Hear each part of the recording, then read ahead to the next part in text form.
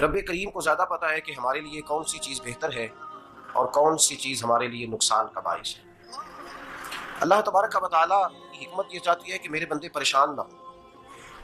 رب یہ چاہتا ہے کہ میرے بندے کسی جگہ پہ بھی دقت اور پریشانی کا شکار نہ ہو، تو اللہ تبارک و تعالیٰ نے راہ اعتدال اختیار کرنے کا حکم ارشاد فرمایا کہ تم اعتدال کے رستوں پہ چلو، معتدل زندگی گزارو، افراط و تفریط سے بچو۔ آج اس معاشرے میں ہم وقت گزار رہے ہیں، اس معاشرے میں ہم اس بات کو سمجھنے سے قاصر ہیں کہ اصل ہمارا مسئلہ کیا ہے، ہمارا اصل جو مسئلہ ہے اس کی شناخت ہمیں کیسے ہوگی اور ہم پھر اس تک رسائی کس انداز میں حاصل کر پائیں۔ ہم ہمیشہ اپنی آمدن بڑھانے کے چکر میں رہتے ہیں، ایک کام اور شروع کر لیں، پارٹ ٹائم جاب شروع کر لیں، کوئی سائڈ بزنس اس کا آغاز کر لیں۔ ہماری جو دوڑ لگی ہوئی ہے وہ لگی ہے کام بڑھانے میں، آمدن بڑھانے میں، حالانکہ اسلام ہمیں یہ کہتا ہے کہ تو آمدن بڑھانے کے چکر میں نہ پڑ، اصل بات یہ ہے کہ تو اپنے خرچے کنٹرول کر۔ تنگ انسان وہ نہیں ہوتا جس کی آمدن تھوڑی ہوتی ہے، یہ توجہ کیجیے گا میری بات، یہ قیمتی بات ہے اور گفتگو ساری کا لب لباب ہے۔ تنگ بندہ وہ نہیں ہوتا جس کی آمدن تھوڑی ہوتی ہے، اصل پریشان وہ ہوتا ہے جس کے خرچے زیادہ ہوتے ہیں۔ اور ہمارا جو روزمرہ کا نقصان ہو رہا ہے وہ آمدن کے معاملات میں نہیں ہو رہا، بنیادی نقص جو واقعہ ہو رہا ہے وہ یہ ہے کہ ہمارے اخراجات زیادہ ہیں، اور وہ اخراجات کسی اور نے نہیں بڑھائے، وہ خرچے ہم نے خود بڑھا لیے ہیں اور اب ہمیں اس کا نقصان بھگتنا پڑ رہا ہے۔ اور اگر آپ صحیح معنوں میں ٹٹولیں تو جو بہت امیر لوگ ہیں وہ تو ان خرچوں سے بچ گئے۔ میں نے بہت سارے ایسے ختمات میں شرکت کی ہے، میں بہت ساری ایسی جگہوں پہ گیا ہوں کہ جہاں لوگوں نے بڑا مختصر سا ختم دلایا ہے تو ہو گیا ختم۔ ختم کے معاملے میں کب کسی نے پابندی لگائی ہے کہ اس میں 200 آدمی شریک ہوگا تو تب یہ سال ثواب صحیح ہو سکے گا؟ کون کہتا ہے؟ یا شادی کے موقع پر اگر سارے بہن بھائیوں کو نہ بلایا گیا تو میری شادی پایا تکمیل تک نہیں پہنچے گی، اس میں برکت نہیں ہوگی، یہ کس نے فتویٰ دیا ہے؟ معتدل زندگی کا اسلام حکم دیتا ہے۔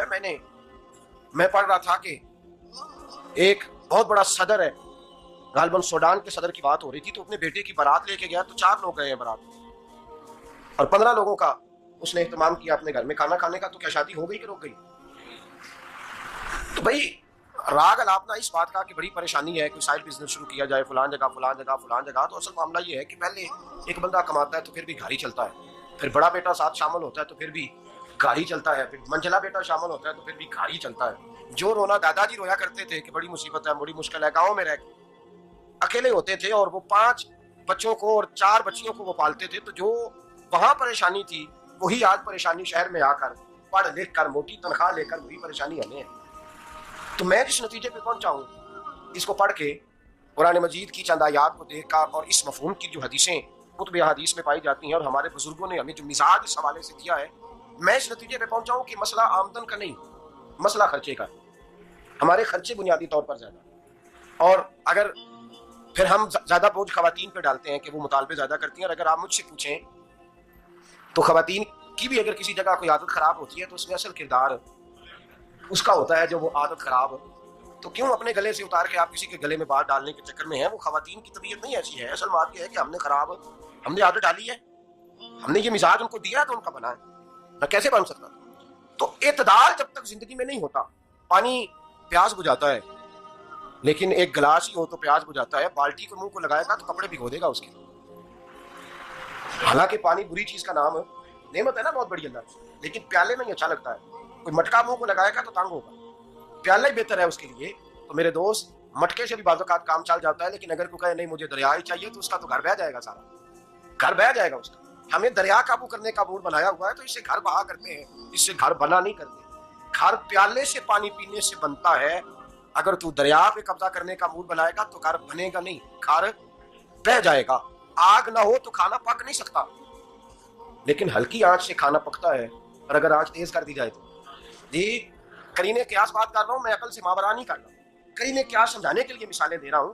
ہلکی آنچ پہ کھانا پک جاتا ہے، اور آگ تیز ہو تو کھانا جل جاتا ہے۔ تو کھانا اتنی دیر کھانے کے قابل رہتا ہے جب تک وہ ہلکی آنچ پہ پکتا ہے۔ تو جتنی مرضی تو کہتا ہے نہیں میرا گزارے نہیں، آگ تیز ہونی چاہیے، تو میاں جل جائے گا، جل جائے گا۔ ہوا نہ ملے تو سانس نہیں آتی، ٹھیک ہے؟